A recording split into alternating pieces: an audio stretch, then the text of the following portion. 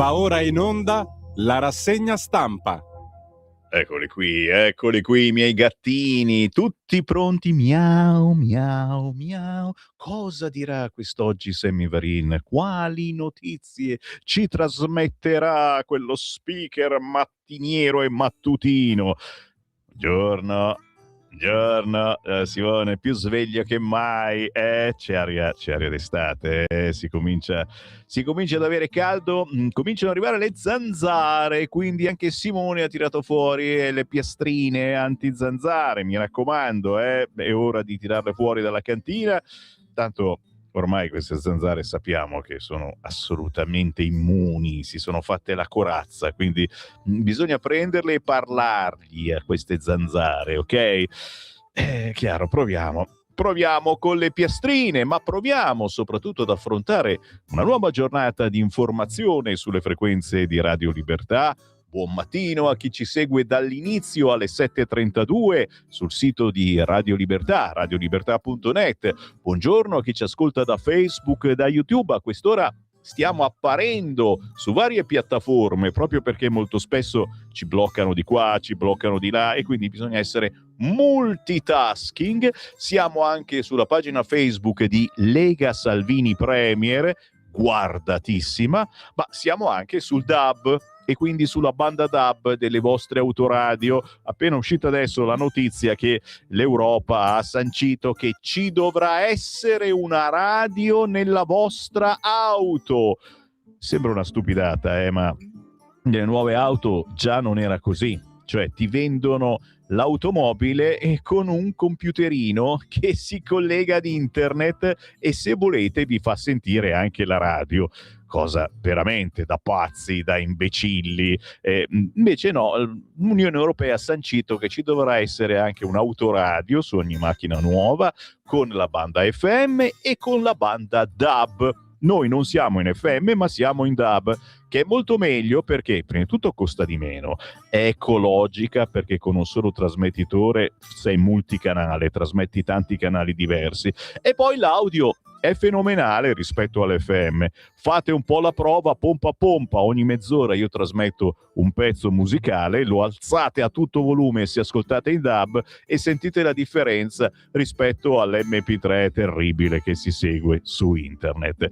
Il buon mattino si sente dal Varino e in effetti il bello di questa chiacchierata, perché è una chiacchierata tra amici e anche tra nemici, è che potete entrare in onda già da adesso inviando un messaggio WhatsApp, anche audio, anche video, al 340 67 09 659, metodo di comunicazione bellissimo e velocissimo, 340 67 09 659 per dire quello che pensate su qualunque argomento e anche oggi vi ho trovato degli argomenti belli tosti, sviscerando, sono svisceroso io oggi, tra quelli soliti, la flotilla e li hanno picchiati e li hanno violentati, vero? Attenzione, ci vergogniamo degli israeliani, ci vergogniamo, io veramente mi vergognavo già prima perché sì, così tutta la Shoah, le cose terribili che hanno fatto agli ebrei, però la sensazione è che questi vogliono fare cose ancora più terribili al prossimo, però vabbè, ci mancherebbe, non insistiamo. Chiaramente quelli della flotilla sono andati lì a disturbarli, a dargli fastidio, a provocarli e qualcuno nella provocazione c'è cascato e adesso speriamo che venga condannato. No, io sviscero queste argomentazioni perché le sentirete, le state sentendo in tutte le trasmissioni, in tutti i talk show. Gli ospiti sono obbligati a parlare male di Israele, a parlare bene della flotilla. Insomma, quelli della flotilla hanno ottenuto ciò che volevano? Ci metto un punto interrogativo. No, sono attratto sul quotidiano L'Unità, che io per caso guardo ogni tanto, sono attratto dall'effigie, dall'immagine di Matteo Salvini.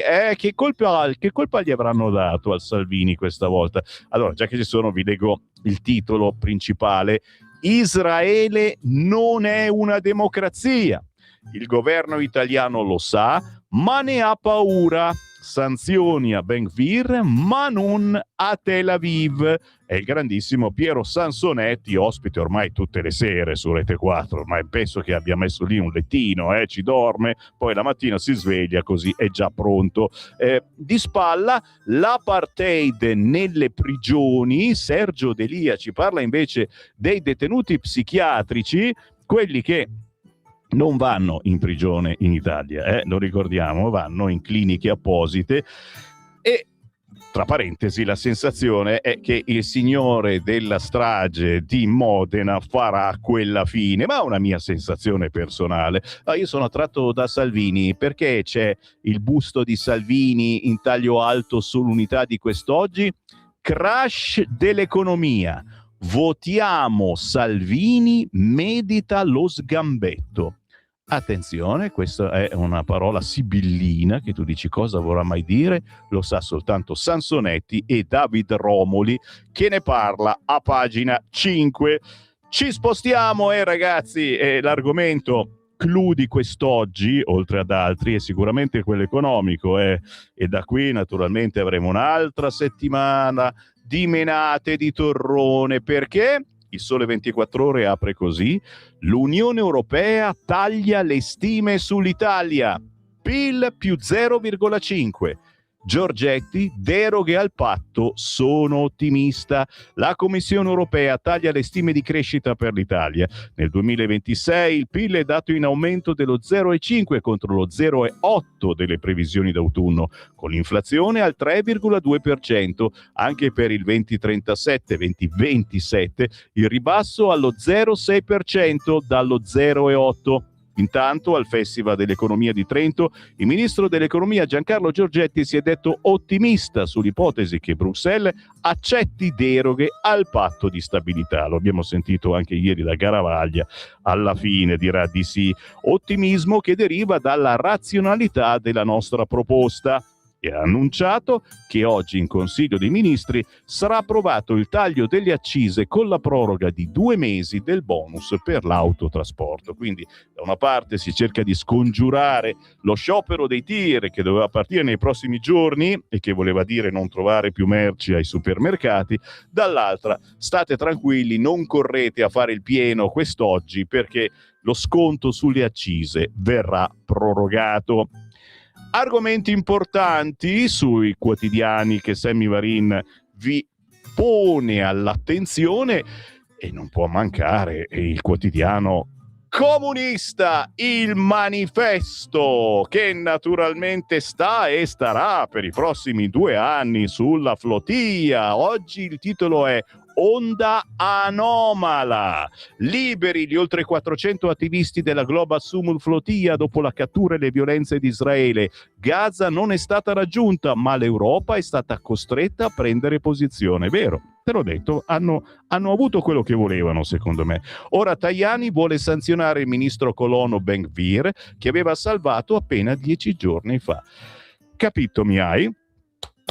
L'applauso alla flotilla, che comunque, ripeto, io non sono d'accordo su ciò che fa la flotilla, però è un esempio di quel malessere che abbiamo tutti quanti noi quando abbiamo visto i disastri prima compiuti da Hamas verso Israele in quel maledetto ottobre. E poi la vendetta, io ero sempre lì che dicevo speriamo veramente che non la facciano questa vendetta, ma giustamente Hamas si era armato e anche tanto, bisognava fare qualcosa e quindi l'Hamas è stato appena un pochettino rovinato dal punto di vista militarmente da Israele. Il problema è che sì, se ha rovinato Hamas, ha rovinato migliaia e migliaia di palestinesi che non c'entravano nulla con Hamas. Tu dici però vivendo vicino ad Hamas è come se tu napoletano vivi a Napoli, ma è logico, sei un camorrista e io ti metto in galera, ma è logico, ma non c'è neanche da pensarlo. O qualcuno lo pensa davvero. Giro quotidiano, signori, basta, basta flotilla, basta manifesto. Io lo so che se ascoltate questa radio non le volete sentire queste cose, ok? Io ve le ho dette perché è giusto che ci sia. Sappiate che sui giornaloni ci sono paginoni esclusivamente sulla Flotia, cioè non vi passa più. Sappiate che in tutte le trasmissioni sono obbligati gli ospiti a parlare almeno mezz'ora di Flotia e a scornarsi, anche se sono d'accordo, per forza si mettono d'accordo e uno deve dire una cosa diversa dall'altra. Però Israele non ha fatto questa cosa, e però ci continuano ad arrivare i prodotti dei coloni che non dovrebbero essere lì, e poi non avete condannato questa cosa, e la gente a casa dice sì, ma basta, e quindi lo dico anch'io, ma basta, ho la fortuna di avere un microfono e mi diverto come un pazzo a saltellare da un quotidiano all'altro. Cosa ti è successo, Sammy Varin? Il bello è che c'è Libero, e io giuro non volevo partire dal Libero perché ho la sensazione, ditemi se è vero, che lo leggo un po' troppo questo giornale, però ragazzi, cioè mi attrae, mi ipnotizza, ogni pagina è un argomento variniano. E allora oggi apriamo con Libero e con il titolo, signori.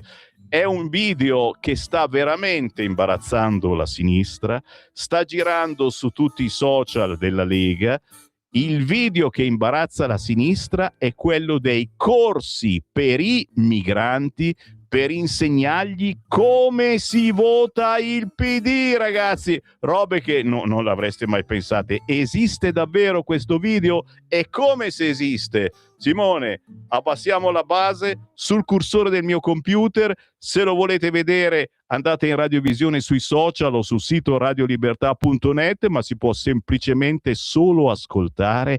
Ecco la lezione per i bangladesi, va bene, sì, su come votare PD questo weekend. Pazzesco, ma è così, pazzesco. 4 e 25 maggio andrete a votare per le municipalità, che sono 6, e il voto per il consiglio comunale. Qua c'è la scheda azzurra, questo colore qua, la scheda azzurra, è per chi deve votare per il consiglio comunale. Per votare noi bisogna cercare il PD, fare una X su PD e poi scrivere 2 nomi, un uomo e una femmina, una donna. Ci sono io, Mialitu e Kamrun Sied. Posso votare PD e un altro che sono... Non troviamo foto, solo la foto del nome. Come si scrive il nome?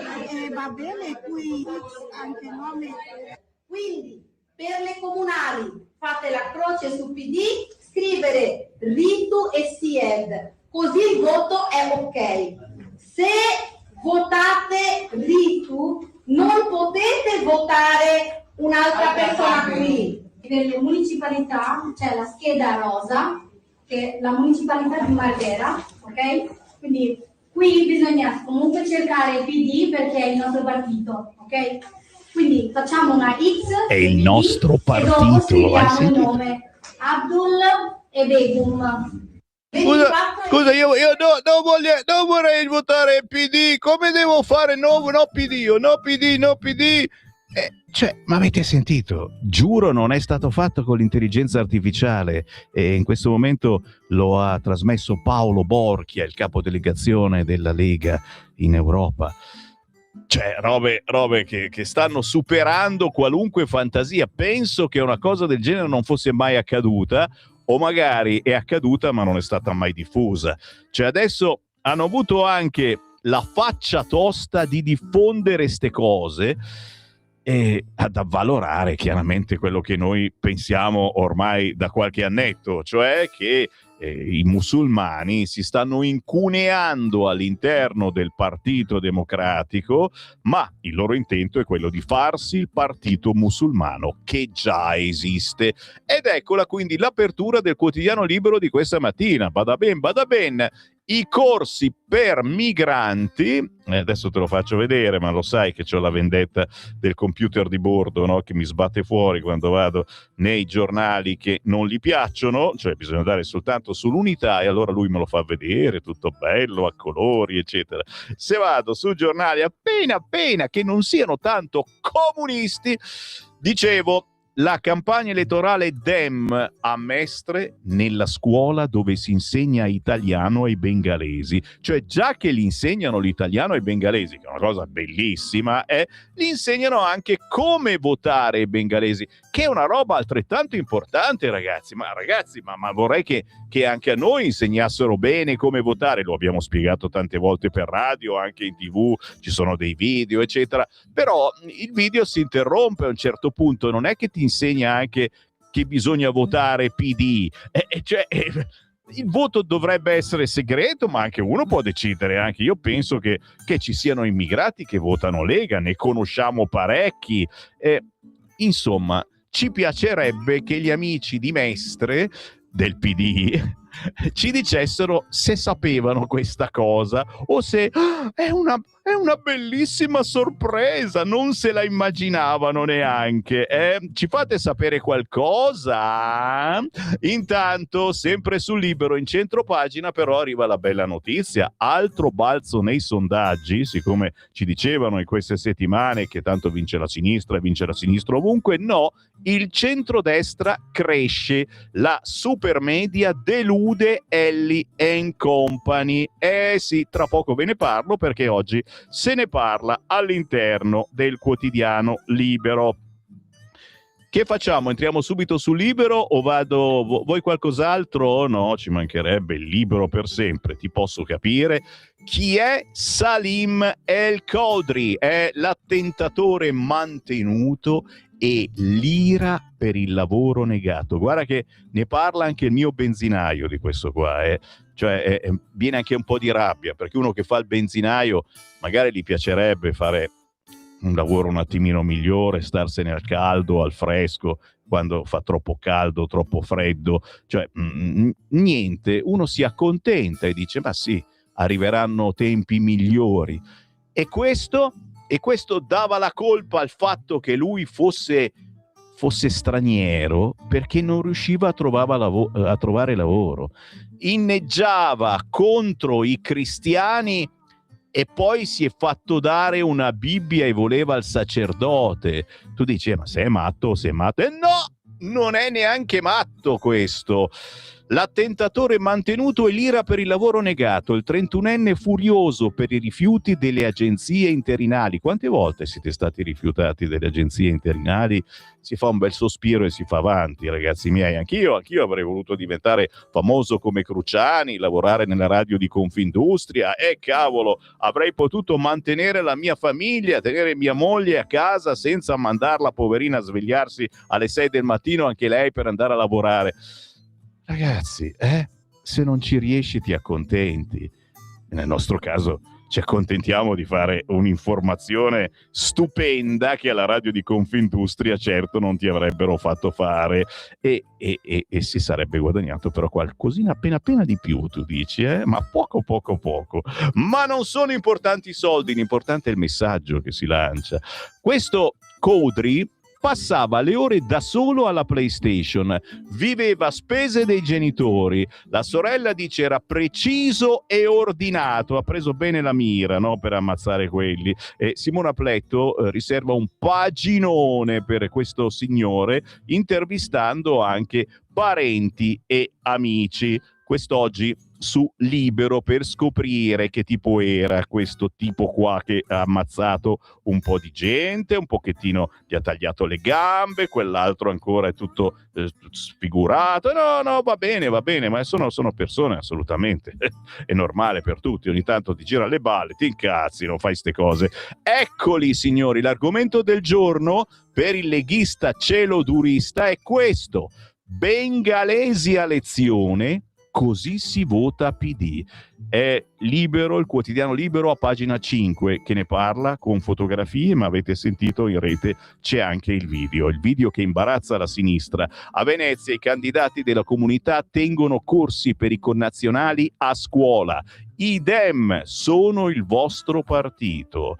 Mia Ritu, candidata PD. 24 e 25 maggio andrete a votare per il comune e 6 municipalità. Per votare noi bisogna fare una X sul PD e scrivere 2 nomi, io e Sied. Poi il volantino elettorale: nel nome di Allah, il più benevolo, il più misericordioso, la comunità bengalese invita tutti a votare. Metti una croce sul simbolo del PD. Capito? E loro fanno così e noi siamo scemi che effettivamente non andiamo a cercare i voti in questo modo. Ditemi naturalmente cosa ne pensate, perché magari date ragione a questa tesi che siamo scemi noi. Inviate un messaggio al 340 67 09 659 se volete incazzarvi. Oggi Libero è il vostro giornale, ma non è finita. Pagina 7, signori. L'argomento economico. Meloni avverte l'Europa: faccia presto o si rischia. Il premier lancia l'allarme: le spese per l'energia vanno equiparate a quelle per la difesa o non resterà nulla da difendere. Insomma, e questa è la tesi della Lega da qualche mesettino. Sul patto l'Unione Europea apre a Roma. Giorgetti, negoziato lungo ma sono ottimista. Giorgia Meloni, armi ed energia. Non ho cambiato idea sulle spese militari, ma se oggi non siamo in grado di difendere famiglie e imprese, rischiamo che domani non ci sia più niente da difendere. Lo so che vi state toccando, dai, un po' di autoerotismo mattutino ci vuole, minimo, quindi cerchiamo di dare qualcosa alla nostra gente. E io ripeto la canzoncina: e per fortuna che c'è Giorgetti, meno male che c'è Giorgetti, la canta anche Simone. Io capisco la vostra preoccupazione, però con Giorgetti io sono tranquillo, è il nostro prossimo Presidente della Repubblica, chiaramente Giorgetti. L'abbiamo fatto capire lanciando vari segnali dalla Lega. Pare che la Meloni ci stia seguendo. Se l'Europa non ci dà una mano più presto possibile, facciamo da soli, ok? Facciamo da soli, punto. Giro la pagina, sono ancora sul Libero, signori. Ve l'ho detto, oggi Libero è così, è irresistibile. Libero parla di Vannacci, ma non parla bene di Vannacci. Parliamo del rebus alleanze, a pagina 8 di Libero. La Lega non insegue i traditori. Io gli voglio bene ai traditori e ci mancherebbe altro. Vannacci, secondo me, è un uomo che sa comunicare. La Ravetto, e ci mancherebbe, ci abbiamo fatto il programma insieme, abbiamo riso e scherzato per anni su queste frequenze, quindi ci mancherebbe altro, solo che sono dei traditori, è chiaro, sono dei traditori, cioè dargli la mano a Vannacci, io prima di dargliela gli chiederei: ma sei sicuro? Non mi pigli per il culo, capito? Questa è la frase, ma simpaticamente, generale. Ci siamo parlati per ore allo stand di Radio Libertà la scorsa estate e quindi eri uno di noi, probabilmente lo sei ancora uno di noi, solo che hai voglia di fare per conto tuo le cose che fa già la Lega da 20 anni. E io ti posso capire, arrivismo potrebbe darsi anche quello, Dispiace solo perché, sai, in politica se non si fa squadra di solito non si va da nessuna parte.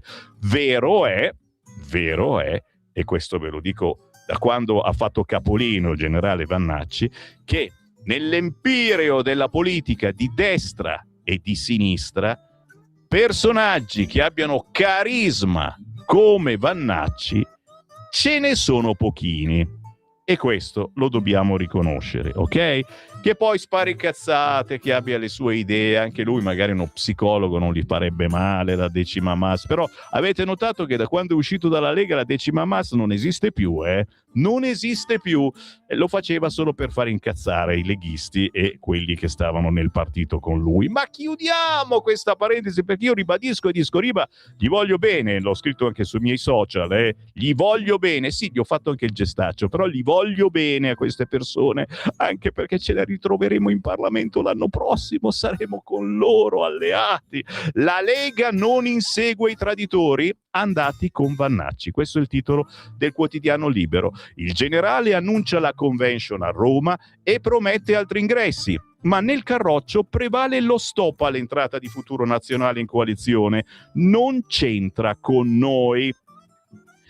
Brunella Bolloli, Matteo, ci sono voci di parlamentari in fuga verso Vannacci. Cosa facciamo? La domanda è stata posta dai fedelissimi al leader della Lega non ieri ma un paio di mesi fa, quando Futuro Nazionale cominciava a crescere nei sondaggi e la maggioranza era sotto botta per via del risultato del referendum. Anche i vannacciani erano per il sì, sia chiaro, ma non essendo al governo hanno patito meno l'esito a favore delle toghe rosse.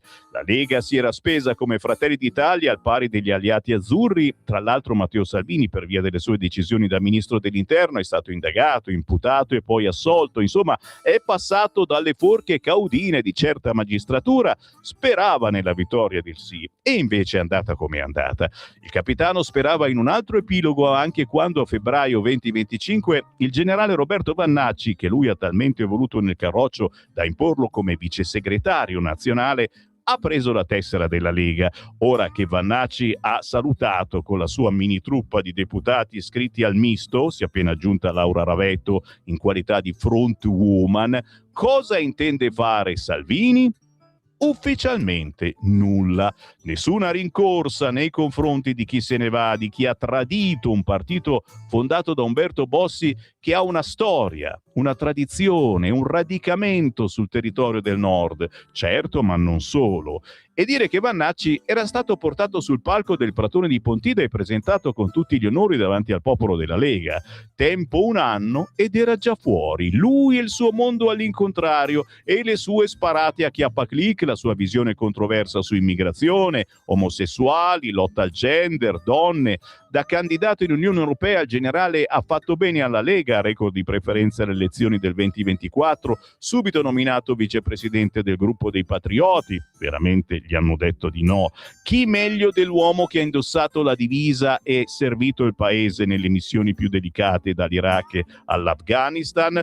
Poi però l'addio. E adesso il battore V incombe sul centrodestra in un momento nel quale si discute di legge elettorale in vista del 2027. Cosa farà Futuro Nazionale? Cosa farà la Lega rispetto al partitino dei traditori guidato dal generale? L'altro giorno una frase del leader del Carroccio, poi precisata, è sembrata aprire a elezioni anticipate. La Lega ingoierebbe lo stabilicum che piace davvero solo alla Meloni. Salvini vuole andare al voto prima perché ha paura di perdere consensi, ha subito commentato Renzi. In verità il vice premier aveva solo analizzato la situazione economica per niente buona a causa dello scenario di instabilità internazionale. Aveva parlato del caro bollette, del caro energia, di tutti i rincari che rendono pesante la situazione anche dal punto di vista di Confindustria, non solo da quello del Carroccio. La legge elettorale di sicuro è un tema in cui i partiti discutono, ognuno con diverse sensibilità, idem le alleanze. E se i sondaggi danno comunque in vantaggio la coalizione di centrodestra, c'è sempre una grande aspettativa da parte dei seguaci di Futuro Nazionale, che danno numeri ogni giorno più alti e invece poi, magari alla fine, stanno fuori dai blocchi, rischiando di non andare da nessuna parte. Almeno questa è la convinzione dei parlamentari leghisti più esperti, quelli che negli anni hanno già visto passare vari fenomeni, sia di destra che di sinistra, outsider o politici che hanno strappato con il loro partito, promettevano sfracelli da soli e poi invece alle urne si sono arenati. Sarà anche così per Futuro Nazionale?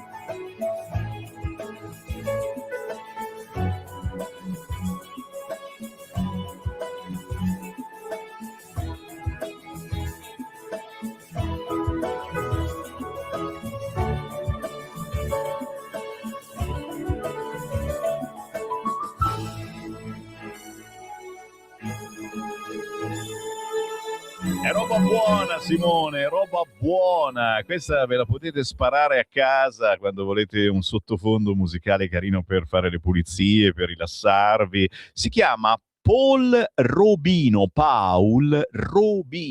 e questa è Figlio del mare, è estratta da un album appena uscito, l'ultimo lavoro piano e orchestra con direttore Vince Tempera, figura storica della musica italiana. Un album che è manifesto a tutela dell'ambiente, volto a celebrare la bellezza, la fragilità dell'ecosistema marino. Roba buona, un piccolo tesoro musicale che ho incontrato in rete e ragazzi, si sa, le cose in rete rimangono in rete, è rarissimo che vengano trasmesse dalle grosse e grasse radio, forse sono l'unica radio che lo trasmette. Paul Robino con Figlio del mare, ma c'è un intero album da scoprire e vi prometto che ve lo faccio scoprire.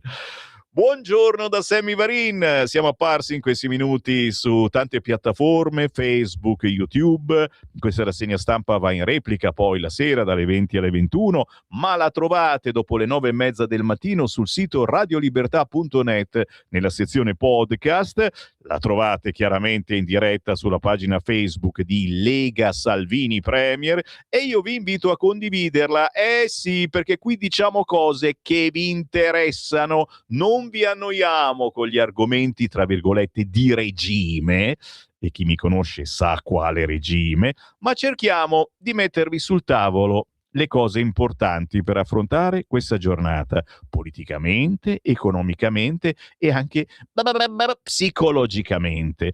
Buongiorno grande Sammy, ok le cazzate di Vannacci, ma anche le cazzate di ieri al Foglio di Centinaio. Io uomo di centro è meglio parlare con Calenda. Entrambi hanno impoverito la Lega, il primo intercettando gli scontenti, il secondo portando avanti la linea del Draghi pensiero, facendo incazzare la base. Il risultato? Dovremmo essere anni luce avanti Forza Italia e invece urge riflessione nel direttivo, scrive Fabio. La cosa di Calenda era una battuta, lo dice anche oggi Romeo sul Corriere, se non si possono neanche fare battute. Soluzione per il caro bollette e benzina gasolio. Le società tutte in una statale, cambio da società per azioni a SRL, prezzi in base alla sola modernizzazione della rete, approvvigionamento da chi offre prezzi più bassi.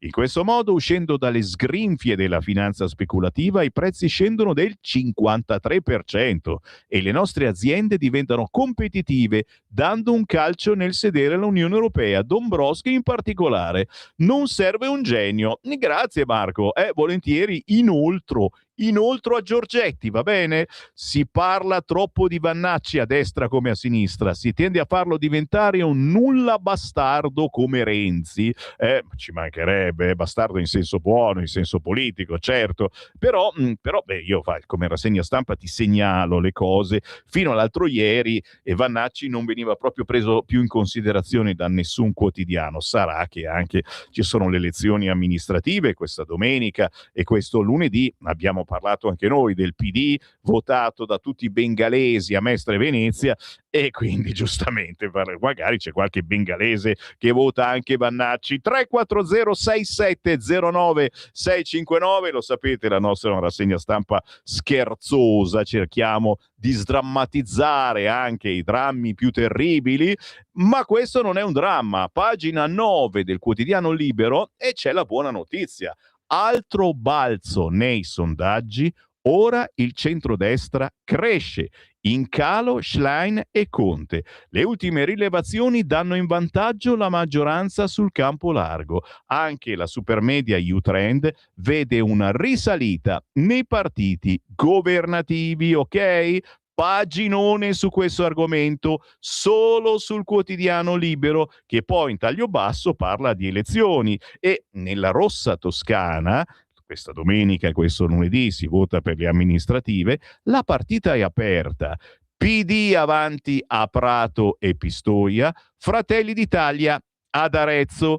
I Dem puntano a limitare i danni dopo lo scandalo pratese. Per riprendere gli altri 2 capoluoghi, i compagni schierano l'ex capogruppo in regione e il prof ecologista. La Toscana è la regione che manderà al voto più capoluoghi di provincia in questa tornata di comunali del 24 e 25 maggio. Ad Arezzo e Pistoia si è aggiunta infatti Prato, dove il sindaco Ilaria Bugetti, eletta al primo turno nel 2024 con il sostegno del PD, si è dimesso dopo uno scandalo giudiziario.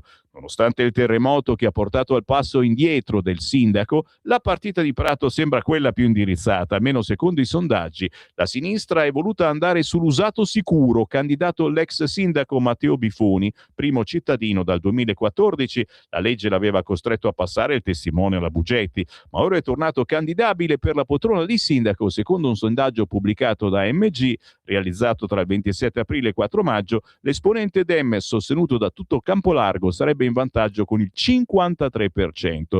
Il suo principale sfidante è Gianluca Banchelli, dirigente di Fratelli d'Italia sostenuto da tutto il centrodestra.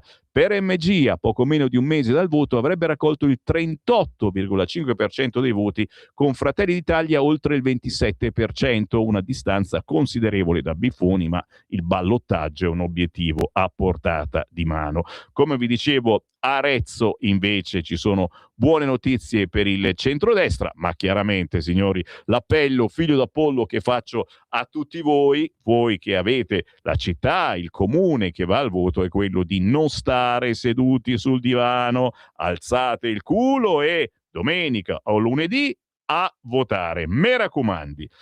Paginone di Milano del quotidiano Libero. Sto cercando di capire perché. Perché l'ho messa in rassegna. Sì, perché c'è la moschea abusiva. Già, guarda qua, apre un'altra moschea abusiva e scatta la protesta. Cioè, ragazzi, Milano è diventato un souk. Qui siamo a Ponte Lambro, in via degli Umiliati. Apre un'altra moschea e scatta la protesta, non è autorizzata. La Lega denuncia l'ennesimo luogo di culto abusivo. Il problema non è la religione, ma il rispetto delle regole. Milano sempre più sotto segno della mezzaluna islamica. Da qualche anno a questa parte si stanno moltiplicando all'ombra della Madonnina quei centri culturali islamici dove i fedeli di Maometto si raccolgono in preghiera, pur in mancanza dei necessari permessi da parte del comune. Un'invasione silenziosa che i milanesi percepiscono ormai come una vera e propria minaccia in una città che, secondo le ultime stime, conta circa 300.000 residenti di religione islamica, considerando anche la zona dell'Interland. E così la preoccupazione inevitabilmente cresce. Di spalla, dove si prega senza permessi, dallo Stadera a via Merano, ragazzi, paginone, questo serve soprattutto per le scuole, per le gite, per i bambini, li potete portare in questi posti, ok? Dovete comprare il libro quest'oggi per portare ormai l'anno prossimo i vostri alunni in gita scolastica in moschea. Santa pazienza. Una buona notizia, il prolungamento della M5 sino a Monza, c'è il via libera al finanziamento. E vai, perché vi parla un Munshask. Sono nato, ho vissuto 30 anni a Monza e adesso non abito più lì e mi mettono la metropolitana. Esulta la Lega, una nostra vittoria. Questo è vero, fin dai tempi di Radio Padania Libera ne parlavamo. 8:12, signori, buongiorno a chi mi ha acceso in questo momento. Cosa avete fatto finora? Siete in ritardo? E allora mi spiace, vi beccate Repubblica. Sì, non dite di no. Crescita, Italia, maglia nera. Repubblica porta una sfiga della miseria, ma è tutto vero. L'Unione Europea taglia le stime 2027. Chissà come mai. Ma perché? Come mai? Ma perché? Lo stretto di Hormuz, tutte queste cose, non vuol dire qualcosa? L'Unione Europea taglia le stime 2027, il nostro paese ultimo per il PIL e primo per il debito pubblico. Ragazzi, siamo peggio della Grecia. Che brutta fine che ha fatto la Grecia. Non farei la stessa cosa. Meloni contro il voto anticipato ma accelera sulla legge elettorale, cambiano soglie e premio. Italia fanalino di coda nelle stime dell'Europa 2027, ultima sui 27 paesi UE per crescita, ma prima vedi che siamo primi, per debito pubblico. Secondo l'Unione Europea l'Italia dimezza le aspettative di crescita per l'anno in corso, si passa dallo 0,8% allo 0,5%, il commissario Dombrovskis chiude alle richieste italiane di sforamento del deficit, certi stati devono essere prudenti, e si è girato verso di noi. Sul fronte interno la Premier Meloni respinge le tentazioni di voto che circolano nella maggioranza, ma accelera sulla legge elettorale, cambiano soglie e premio. Così, quest'oggi il quotidiano Repubblica, che naturalmente non può non parlare della flotilla, botte, abusi, coltelli alla gola, i racconti shock della flotilla. Ma state tranquilli, non vi annoio con queste argomentazioni, anche se abbiamo detto che sono assolutamente vergognose.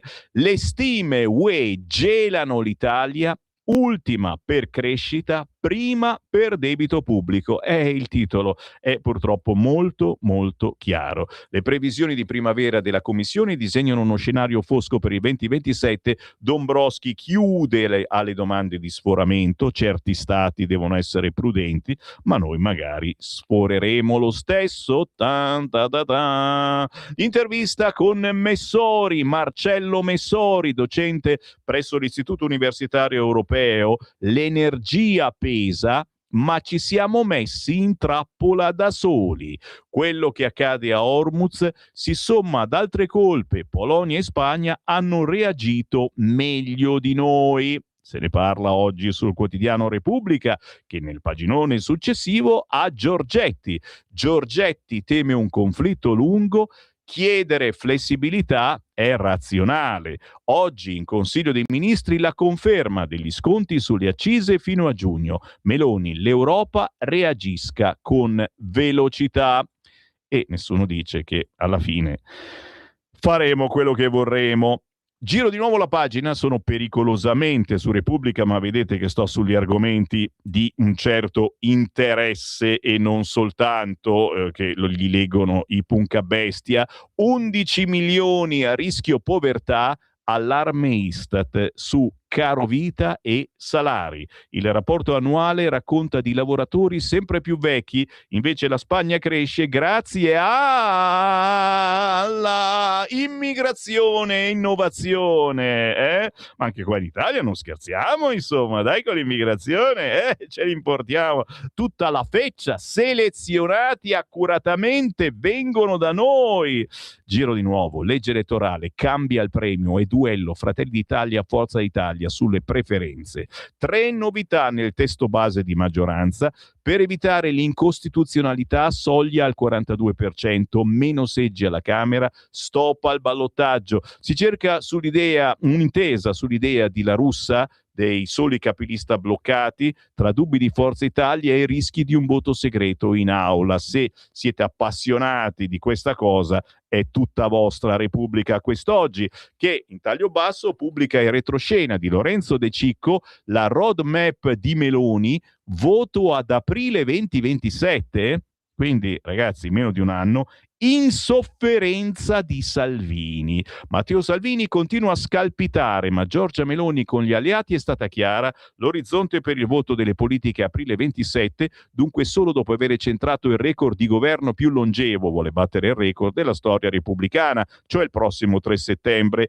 e con 10-11 mesi ancora davanti per provare a rilanciare l'agenda dell'esecutivo su alcuni punti pop che in pubblico ha svelato la sorella Arianna. Priorità a salari e casa. Ovviamente in sordina pure alla legge elettorale per evitare il pareggio, bestia nera dei fratelli in via della Scrofa. Il capo leghista, circondato da consiglieri e big del partito che dal referendum in poi premono per le urne ottobre 26, è dunque costretto alla pubblica retromarcia dopo la sortita a Trento dell'altro ieri, ma continua a far trapelare qualche messaggio. Anche ieri: lavoriamo fino all'ultimo giorno utile, ma 2 guerre in corso rendono molto complicato fare il ministro dei trasporti e dei lavori pubblici, ma io non mollo mai e fino all'ultimo giorno vado in ufficio e lavoro.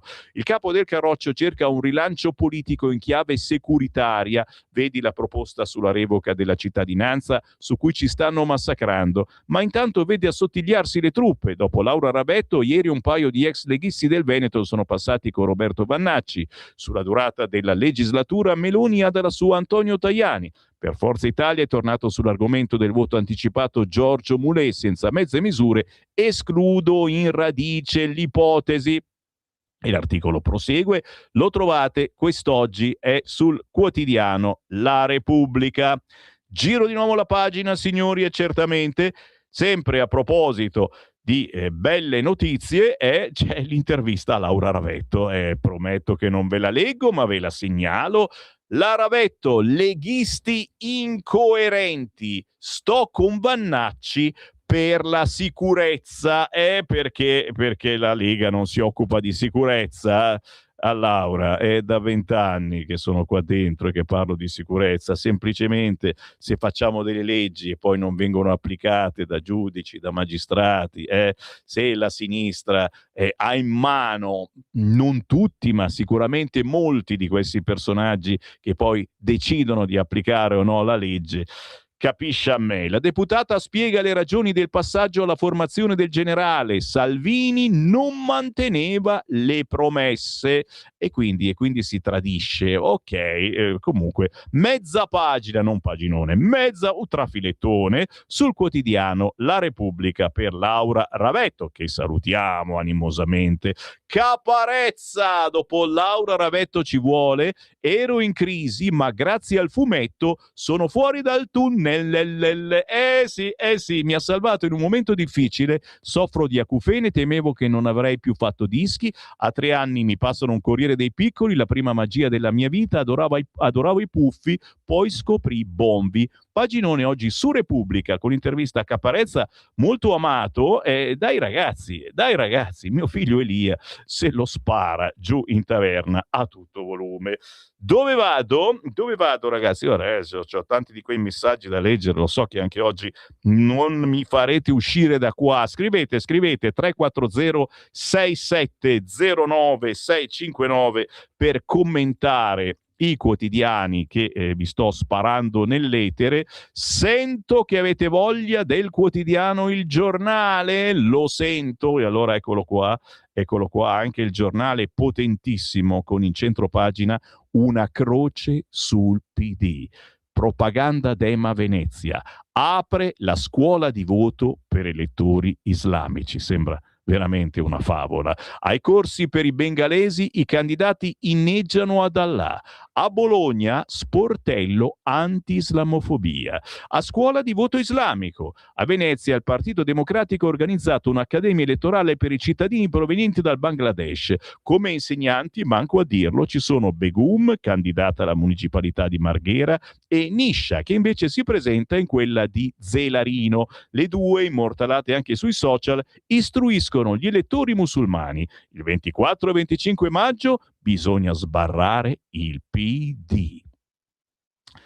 Sempre sul quotidiano Il Giornale, Kalashnikov e bombe per una strage, caccia alla rete del ragazzino jihadista, avete capito? Siamo noi questa volta che li facciamo crescere un tempo, li tenevamo buoni e poi andavano a farsi esplodere da altre parti.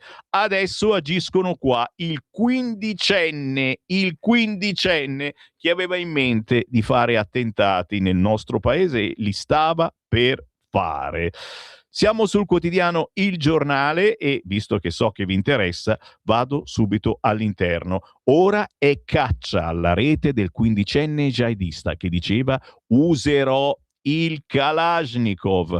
Al vaglio i legami del tunisino in carcere a Firenze per terrorismo. Voleva sabotare servizi pubblici essenziali. I personaggi collegati al potenziale attentatore, un commerciante di armi e un uomo con cui pianificava l'attacco. L'augurio, Dio gli conceda il successo. Alegher, ragazzi miei. E poi, naturalmente, la fotografia della signora candidata a Venezia per il PD e chiaramente immigrata, seconda generazione, eccetera, che invita a farsi votare. E adesso, insomma, giustamente, visto che la nostra è una radio, so che a volte mi accendete in ritardo, avete dormito un po' di più, siete usciti a comprare il pane, eccetera. Simone, facciamo questo sforzo e rifacciamoli sentire questo scoop bellissimo pubblicato in questo caso da Paolo Borchia, capodelegazione della Lega in Parlamento Europeo, ma un po' da tutti gli esponenti della Lega. Basta scrivere Lega Salvini Premier sui social e vi appare.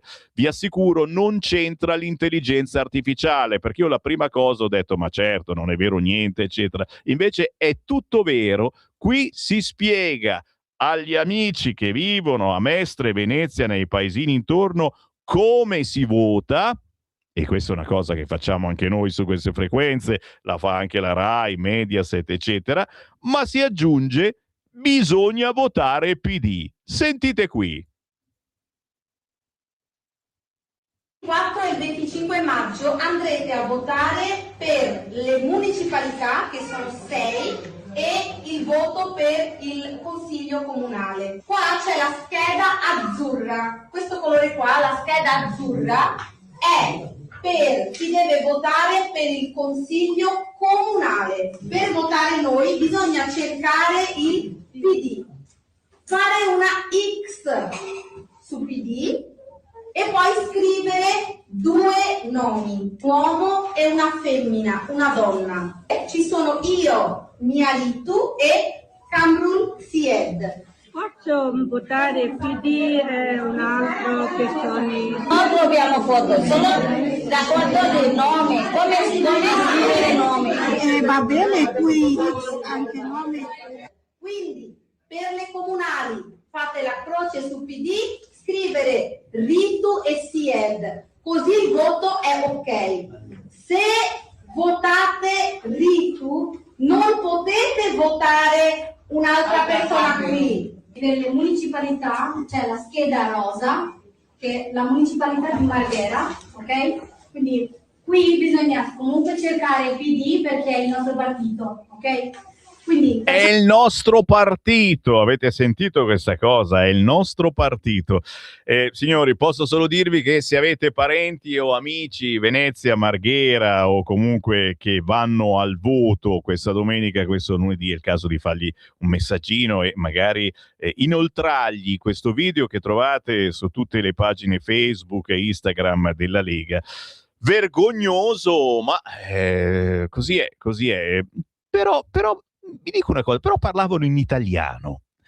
Questo per me già non glielo dicevano in arabo, anche perché se l'avessero detto in arabo probabilmente il video non sarebbe finito sui social perché non avremmo capito niente. Cosa ne pensate di questa roba? Inviatemi un messaggino, cari amici, anche voi magari immigrati che ci ascoltate e che alzate il ditino dicendo ma io veramente vorrei votare Lega, perché io credo che si possa fare un po' di ordine tra tutti coloro che vogliono entrare nel nostro paese e soprattutto ordine tra quelli che non vogliono rispettare le leggi del nostro paese. Scrivetemi 340 6709 659, tra poco vi leggo i messaggi. Intanto sono sul quotidiano Il Giornale, che oltre a questa bella notizia dell'operazione voto islamico verso il PD, a pagina 10 gli scenari economici e la frase di Giorgetti: proroghiamo il taglio delle accise. Giorgetti, misura estesa fino a giugno, Roma verso l'uscita dalla procedura per deficit. Possibile la revisione dei conti 2025 a ottobre? Settimana prossima la risposta a Meloni sul patto, Bruxelles taglia le stime di crescita. Giro di nuovo la pagina e vediamo cosa ci propone il quotidiano Il Giornale. Una buona notizia per la Sicilia: siamo riusciti a convincerli i siciliani, nuovi termovalorizzatori in Sicilia, al via i lavori nell'aprile 2027, quindi basta discariche. Oh wow, è chiaro che bisogna convincere ancora gli amici della regione Campania, c'è da lavorare, che non vuol dire prendere la tessera della Lega, ragazzi, e dai, schifate urbani, una delle sfide della vita. Il presidente della regione Sicilia presenta i progetti degli impianti di Catania e Palermo, emissioni tra le più basse in Europa. Ne parla quest'oggi il quotidiano Il Giornale. Oh, signori, faccio in tempo a leggervi anche la potentissima Verità. È potente perché, guarda il titolo, stiamo già pagando i prossimi Salim.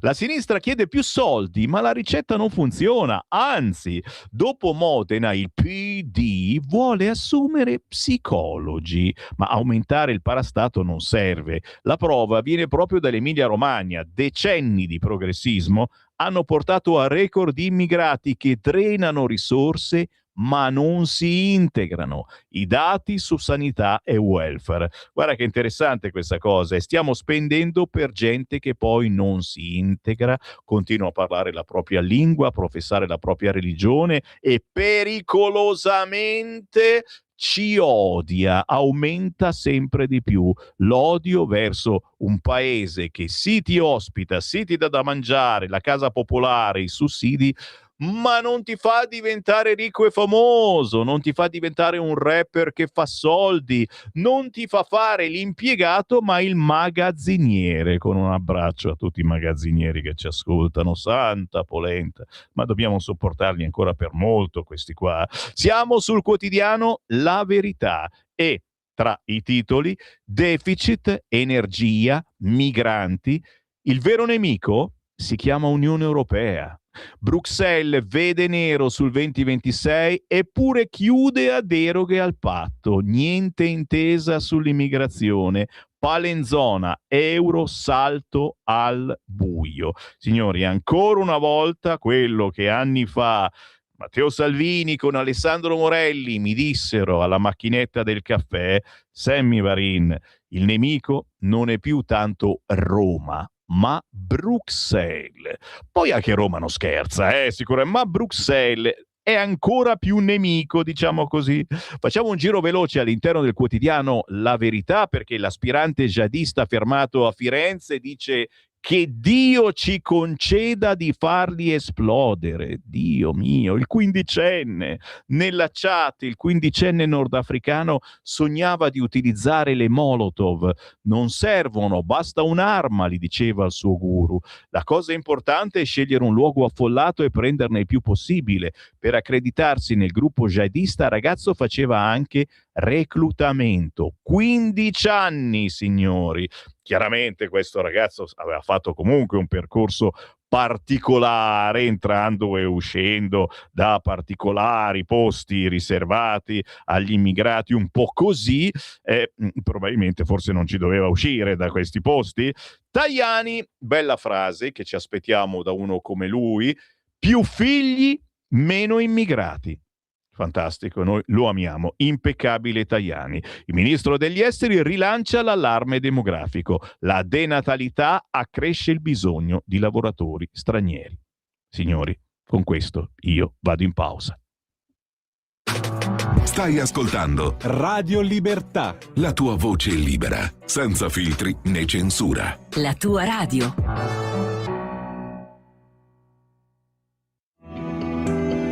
Il meteo.it presenta le previsioni del giorno.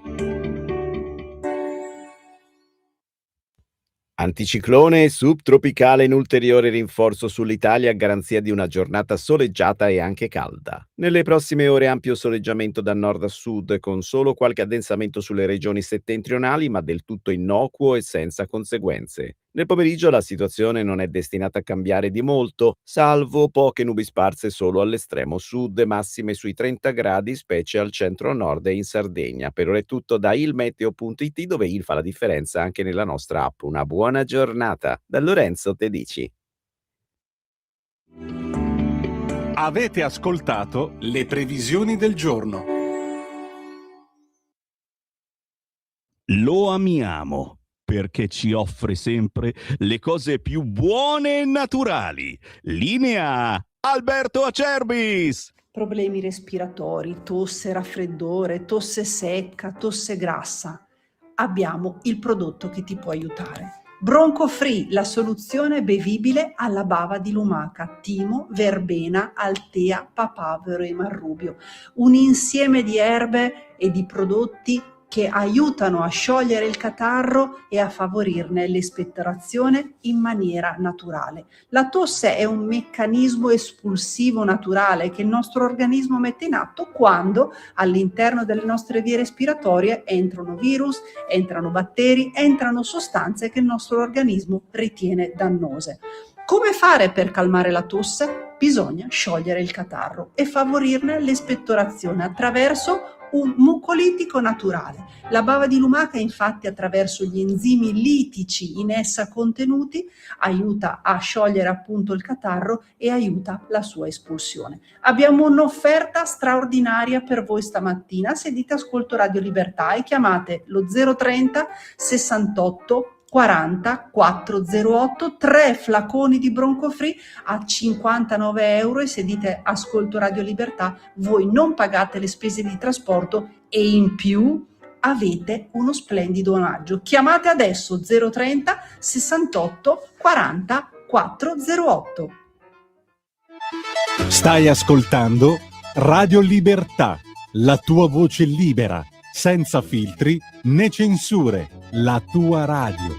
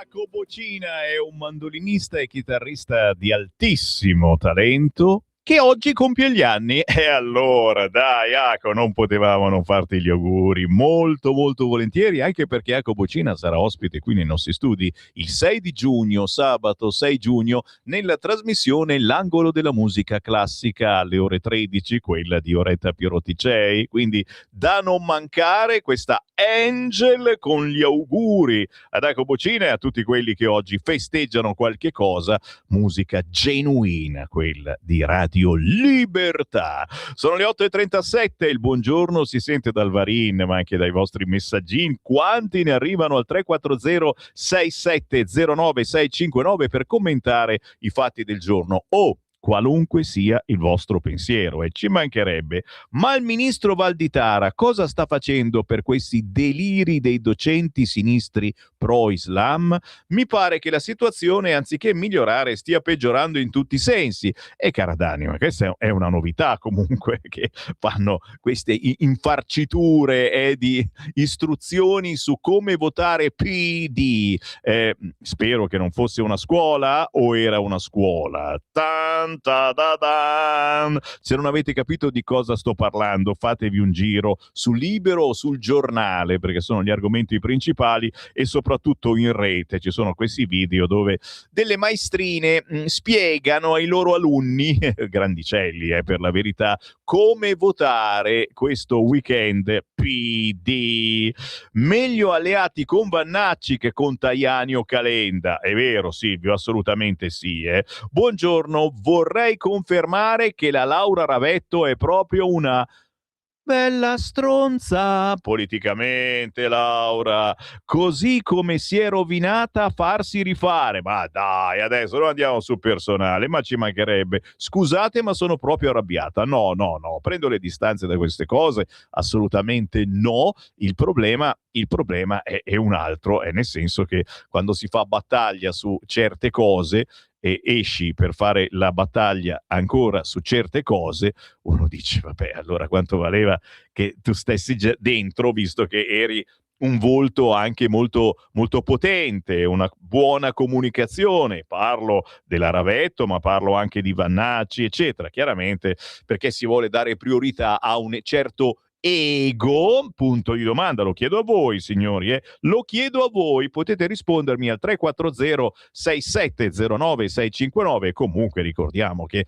con questi che noi amiamo, a cui vogliamo bene, che sono usciti dalla Lega, ci ritroveremo certamente nei prossimi mesi, probabilmente al governo. C'è un messaggio audio al 340 6709 659. Sempre grazie che mi riempite di tantissime soluzioni, perché poi alla fine i vostri sono consigli che possono diventare anche soluzioni politiche. Ascoltiamo. Buongiorno Pier della Romagna. Dunque, sì, vedendo quel video delle signore col velo, no? Mi ricorda molto le sezioni del Partito Comunista in Emilia Romagna, dove facevano proprio i corsi per votare, cioè la persona che viene chiamata non è che esprimeva un'opinione, dice boh, mi va bene, no, così, tu voti così perché il nostro partito è quello, lo stesso identico metodo. Interessante, chissà se gli danno anche una scarpa e poi l'altra gliela danno dopo. Dai, torniamo in rassegna, signori. Oh no, non esco di qua finché non ho letto tutti i vostri messaggi, state tranquilli. Sono ancora sulla verità, pure questo potentissimo, perché questo titolo fa veramente paura. Stiamo già finanziando i futuri lupi solitari. Ragazzi, fino a ieri li finanziavamo, ma poi andavano a sparare, a farsi esplodere da altre bardi.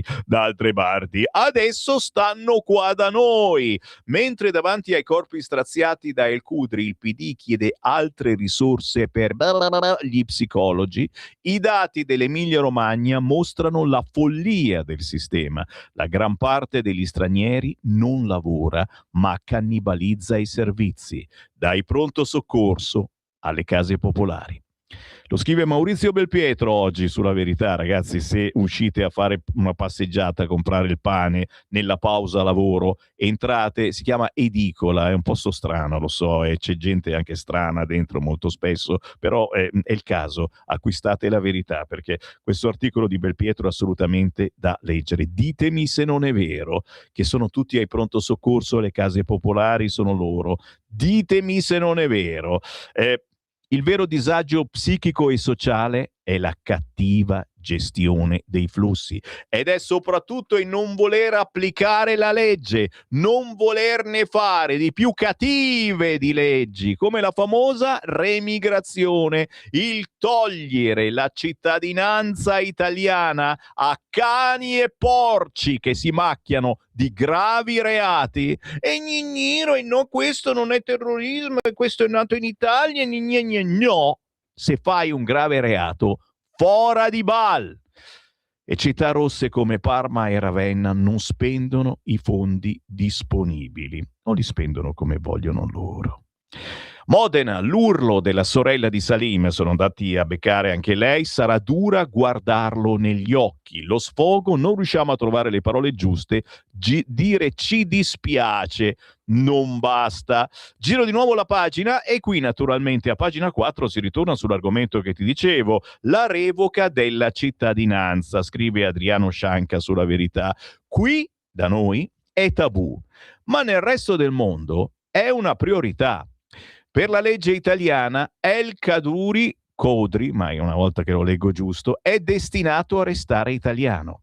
Il tema politico tuttavia è reale. All'estero il dibattito è in corso da anni. In Francia, dopo il Bataclan, fu il socialista Hollande a chiedere norme più stringenti. È interessante questo paginone che ti aggiorna un attimo su com'è la situazione cittadinanza, togliere la cittadinanza a chi si macchia di gravi reati nel resto del mondo. Londra ha tolto il passaporto a un anglo-bengalese affiliata all'ISIS. Trump ha tentato di abolire lo ius soli ma è stato fermato dai magistrati. E attenzione, noi siamo al governo con un partito che vuole fare lo ius scholae, ragazzi miei.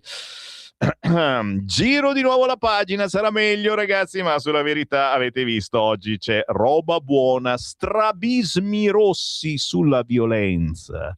È terrorista solo quella che proviene da destra.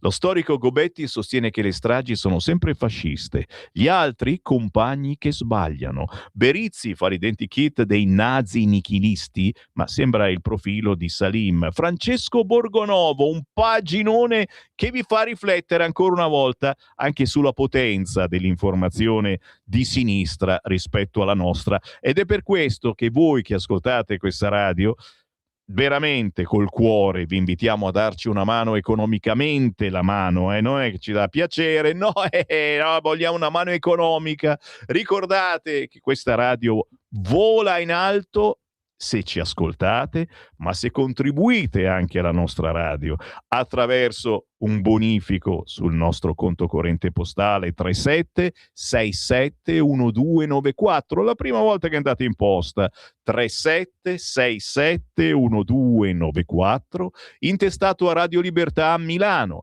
Ma se siete internetari è così facile, andate sul sito radiolibertà.net, in alto a destra c'è scritto dona ora, cliccate lì e con una semplice carta di credito potrete contribuire a quella che è rimasta l'ultima radio ancora libera. Chiaramente se siete a Milano ci venite a trovare nei nostri studi, via Bellerio 41, zona Affori, fermata Affori centro della metropolitana. Ragazzi, abbiamo tanti di quei gadget, ricordo, da portarvi a casa in cambio di un'offerta libera. Grazie a chi ci dà forza, perché come vedete poi a vincere sono gli strabismi rossi.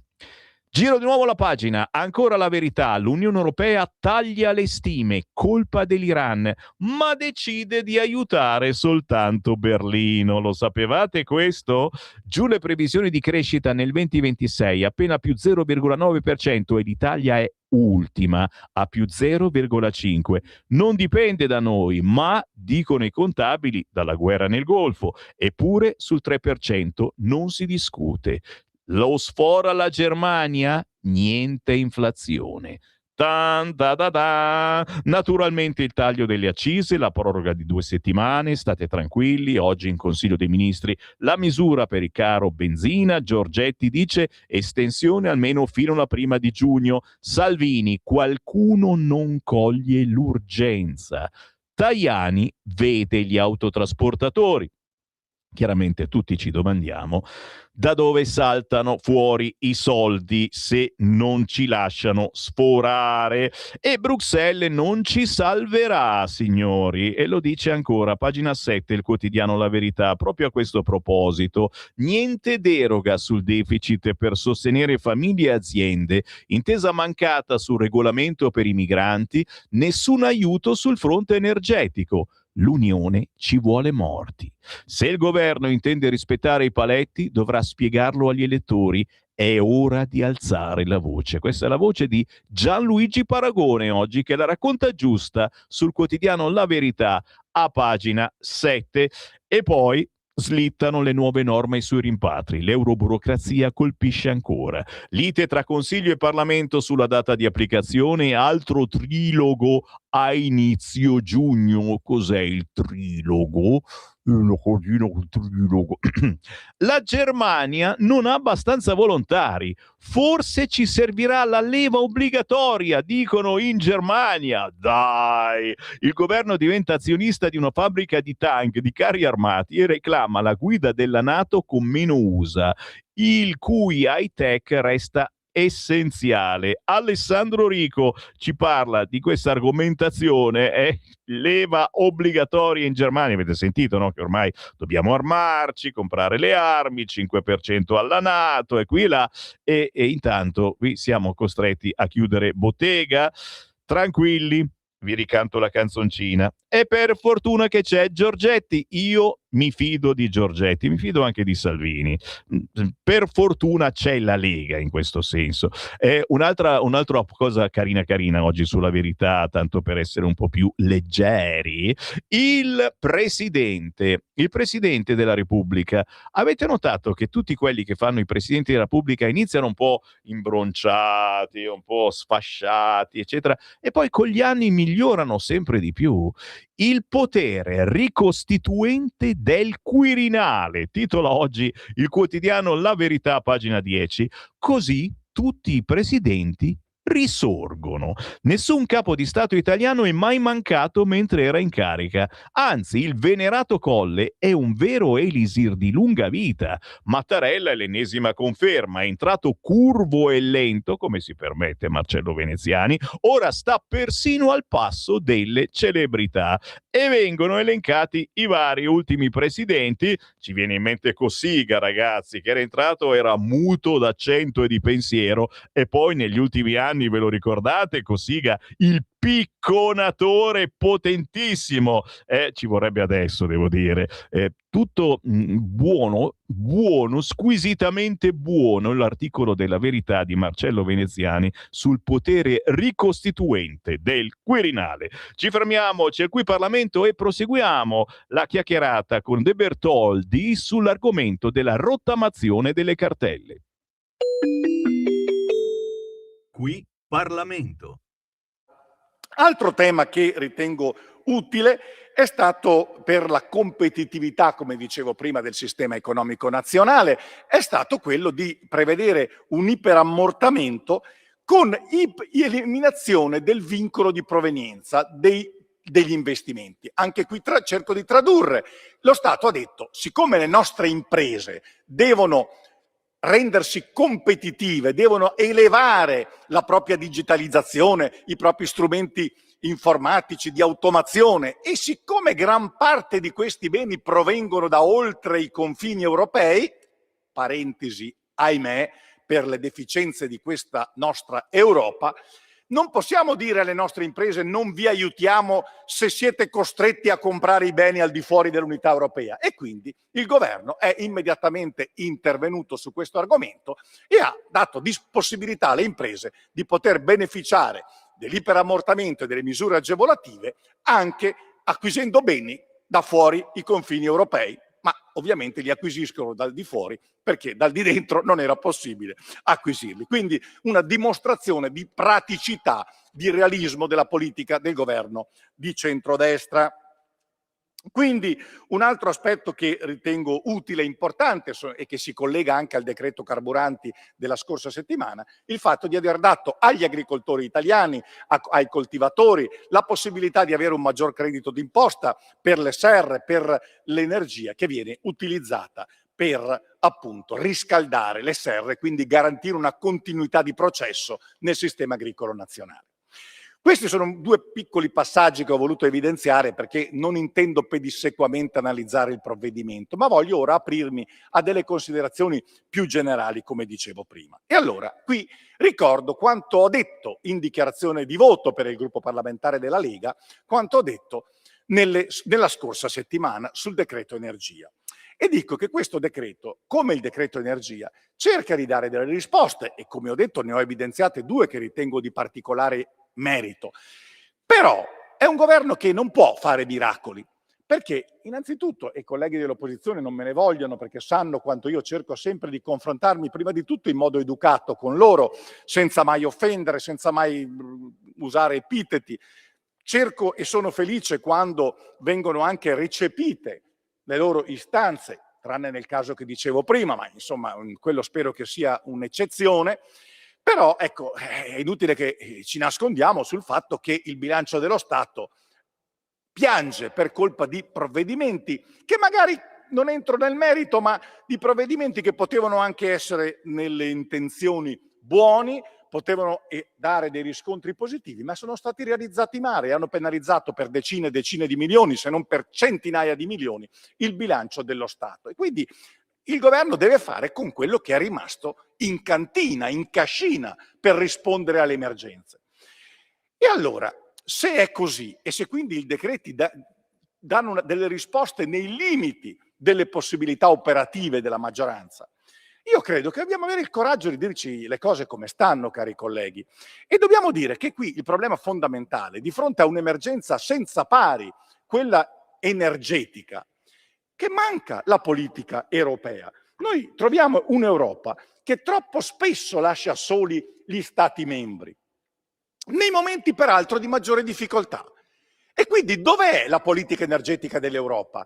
Ma perché, mi domando, come più volte il nostro segretario Matteo Salvini ha detto, perché possiamo sforare il patto di stabilità per le spese militari e non lo possiamo fare per dare la possibilità alle nostre imprese di avere energia in modo meno pesante, meno oneroso?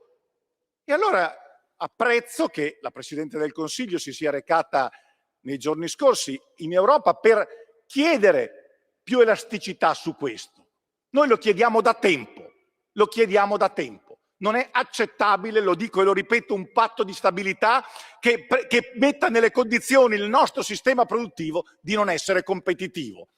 Noi non vogliamo utilizzare il patto di stabilità per produrre armi, vogliamo utilizzarlo prima di tutto per poter dare risposte ai nostri cittadini, alle nostre imprese, alle nostre aziende. Non vogliamo, come ho già detto, essere nelle condizioni di dover scegliere tra qualche mese tra aprire le fabbriche, far funzionare le fabbriche o attivare i condizionatori nelle nostre case o magari quest'inverno riscaldare le abitazioni o tenere le manifatture operative. Perché questo è il vero rischio, di fronte a un fatto che l'energia è diventata molto cara ma anche molto rara.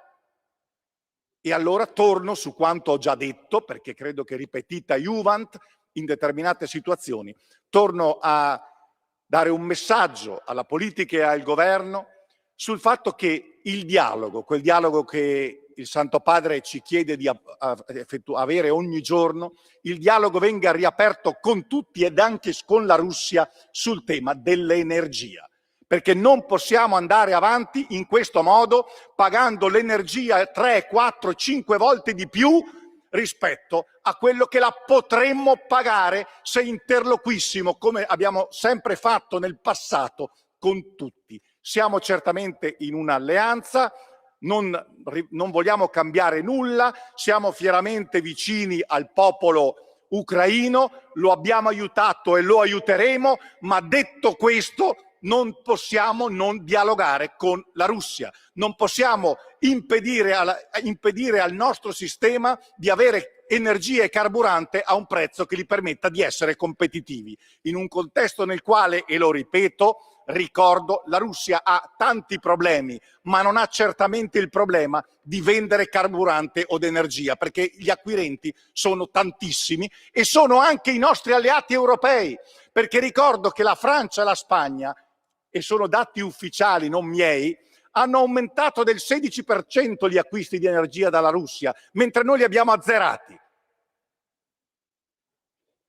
Crediamo che questo sia una risposta al nostro sistema produttivo? Io credo proprio di no. Non serve a nulla per la pace, anzi la danneggia, perché ribadisco, chiudere i dialoghi vuol dire danneggiare la pace, e danneggia il nostro sistema economico produttivo. Quindi la mancanza di Europa, la mancanza di una politica energetica, questi sono i temi che dovremo affrontare se voleremo dare delle risposte. Altrimenti i decreti che il governo meritoriamente fa possono solo cercare di dare dei piccoli contributi, possono cercare di alleviare le sofferenze, ma non possono certo dare delle risposte in termini esaustivi e definitivi.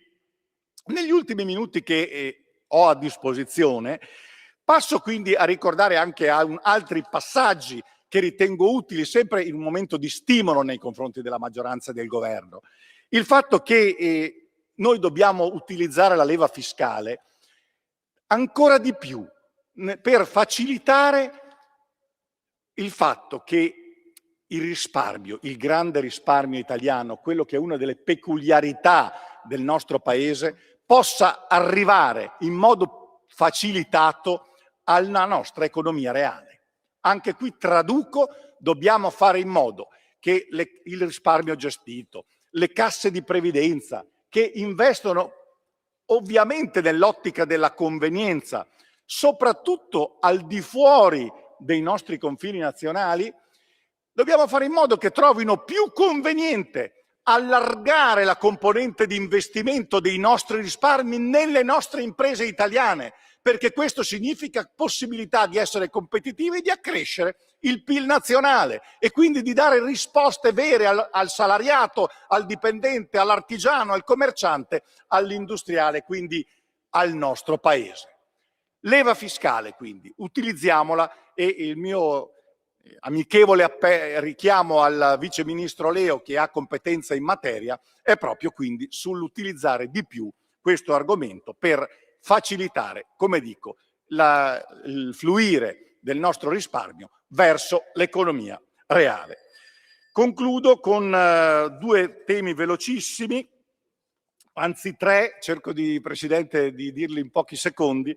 La riforma del gioco. Anche qui ricordiamoci che le modifiche che sono state attuate stanno determinando nella lettura dei dati lo spostamento del gioco dal fisico all'online, ma nell'online abbiamo una tassazione più bassa, quindi la conseguenza è maggior rischio di minori introiti. Ecco, su questo una riflessione la farei, soprattutto nel momento nel quale si deve arrivare a breve alla riforma del gioco fisico legale.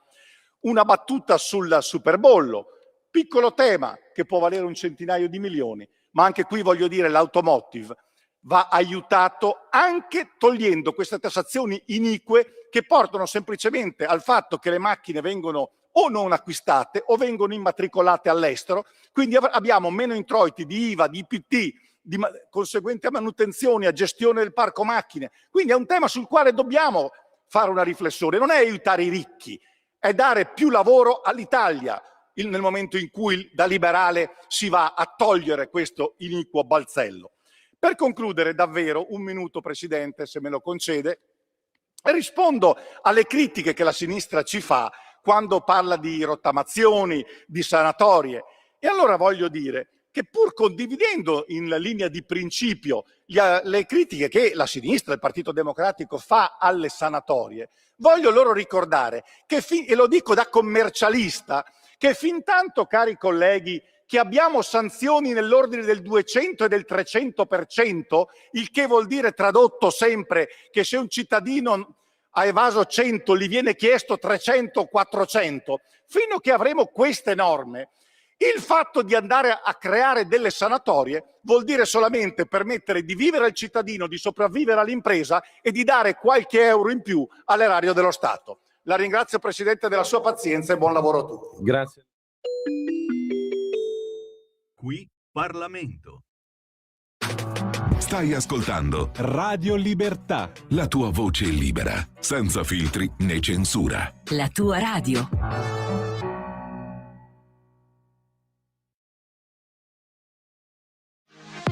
Per la tua pubblicità visita il sito radiolibertà.net. Buongiorno a tutti. Mi chiamo Massimo Franchini, sono psicologo, cantautore e oggi presento qui a Radio Libertà il brano Speriamo il meglio, brano dedicato alla figura di Maria, della Madonna, della Madre di Gesù, su cui ho proprio voluto fare un excursus emotivo e, se posso, anche un po' narrativo a livello psicologico. Io vi voglio bene, vi saluto e un augurio di una buonissima giornata. Speriamo il meglio.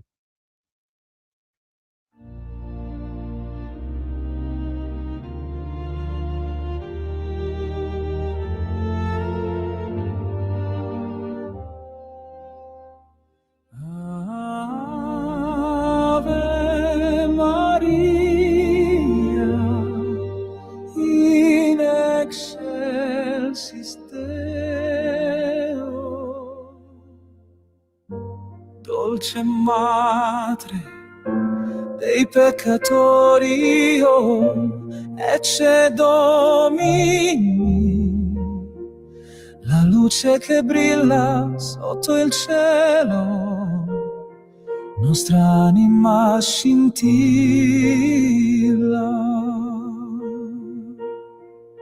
Regina Angelorum, la nostra guida, Mater vera unione nell'eterna sfida. Se sbagliamo siamo sempre tuoi, per salvare i cuori da fardelli e noi.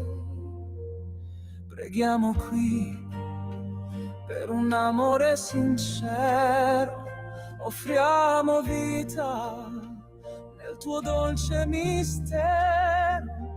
Tu sei la luce nel buio profondo, ci riporti a casa in questo mondo. Ave Maria, in excelsis Deo, pulcra mater, dolce come un canto. Ogni passo che facciamo illuminato, con occhi di luce il cammino segnato. Congiunzione divina tra cielo e terra, la strada verso te mai ci si ferma. In ogni dolore doni la speranza, sei il nostro amore, l'eterna danza. Ave Maria, in excelsis Deo, pulcra mater, peccatorum così vero, ecce Domini, sempre con noi. Tu sei il nostro cuore, oh Maria.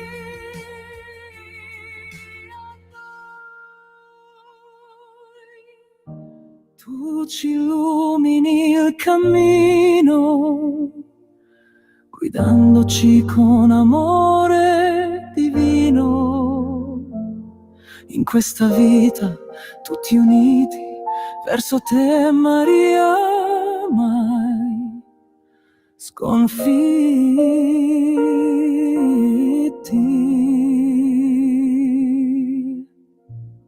Una doppia razione di Christian Music questa settimana, penso che ce ne sia bisogno visto i tempi che stiamo vivendo. Poi questo weekend ci sono le elezioni. Era Speriamo il meglio del nostro cantautore psicologo Massimo Franchini, che ci dà quindi anche un po' di speranza, dicendo una preghierina tutti quanti insieme.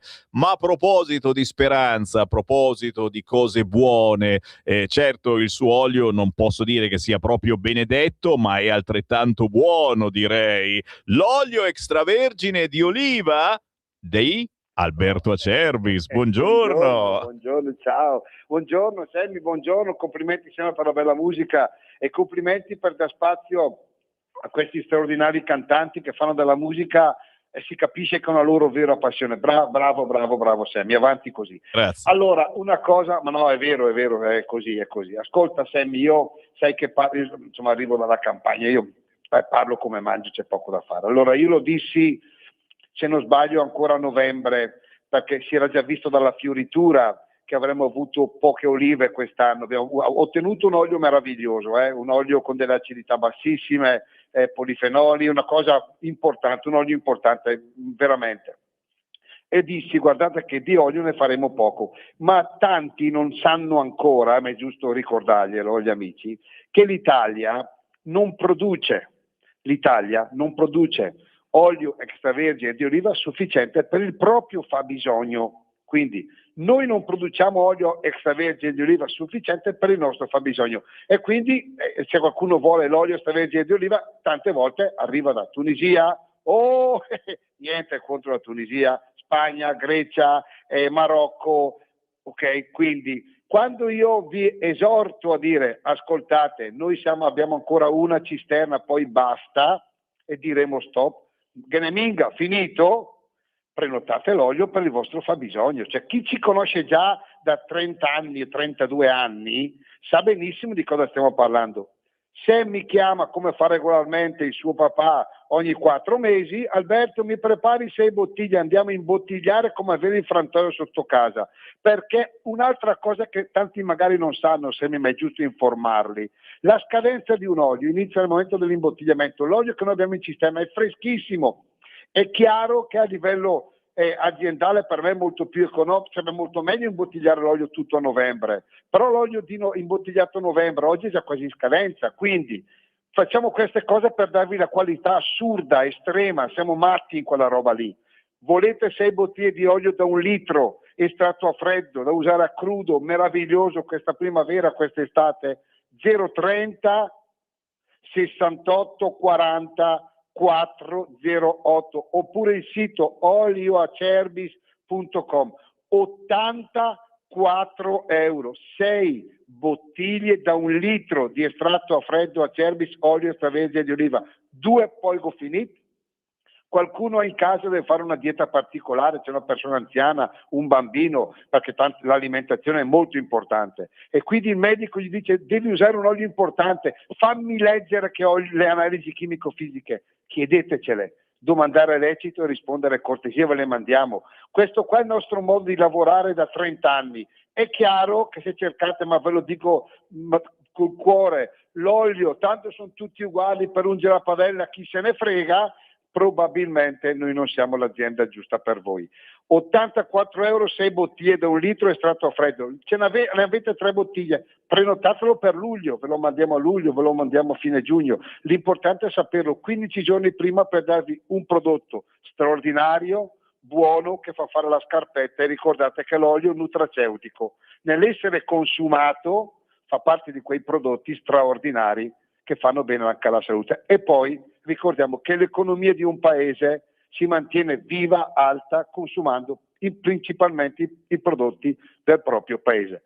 Ho detto tutto, forse anche di più. Buon weekend, vi voglio bene, alla prossima, vai Sammy e chiamate qua per informazioni. Grazie. Però dovete farlo in questi giorni perché noi siamo veramente quasi alla fine dell'ultima cisterna. Ok? Grazie Alberto Acerbis. Grazie a voi. Grazie. Ricordate amici, se si avvicina un compleanno, un anniversario, se volete essere veramente originali, non fare il solito regalo che poi ce l'ha già e quella. Una bottiglia di olio extravergine d'oliva di Acerbis fa la differenza, ha un sapore così particolare che la persona poi se lo ricorda, e poi già che ci siete, ne ordinate 7-8 bottiglie e ne avete anche per voi. Riapriamo la nostra rassegna stampa, sono le 9:11, buon mattino, Sammy Varin con voi, Radio Libertà fino alle 9:30 con voi, poi arriva il nostro direttore Giovanni Sallusti, arriva il suo editoriale e poi Parlando Liberamente, l'intervista del venerdì, poi arriva Giulio Cainarca, poi alle 11 ritorno ancora in diretta io, avremo la Chiara Soldani, la commentatrice che riassume i fatti normalmente peggiori della settimana secondo lei, e alle 11:30 arriva una cantante indipendente, Matilde Sironi, da Gallarate in provincia di Varese, Saint Matie, si fa chiamare così, Saint Matie, a proporci le sue nuove canzoni. Prima però mi devo rituffare sui quotidiani, ragazzi, perché c'è ancora roba buona da mettervi sul tavolo. Gli argomenti non mancano. Quest'oggi abbiamo parlato sulla verità del potere ricostituente del Quirinale. È gustoso questo articolo di Marcello Veneziani che spiega come tutti i presidenti anno dopo anno risorgono, ok? Sì, poi non tutti magari sono particolarmente attivi su un certo fronte politico, ma il presidente deve essere il presidente di tutti, certo. A noi sembra soltanto di qualcuno, ma è una nostra sensazione. La verità invece a pagina 12 parla della Lombardia. Ma guarda un po', noi siamo sempre qua, noi della Lega, ad aspettare che arrivi l'autonomia, che si facciano un po' di conti. Beh, i conti lo fa Giuliano Zulin, che trasmette anche su queste frequenze, e che dice: se lo Stato spendesse come la Lombardia, potrebbe risparmiare 100 miliardi l'anno.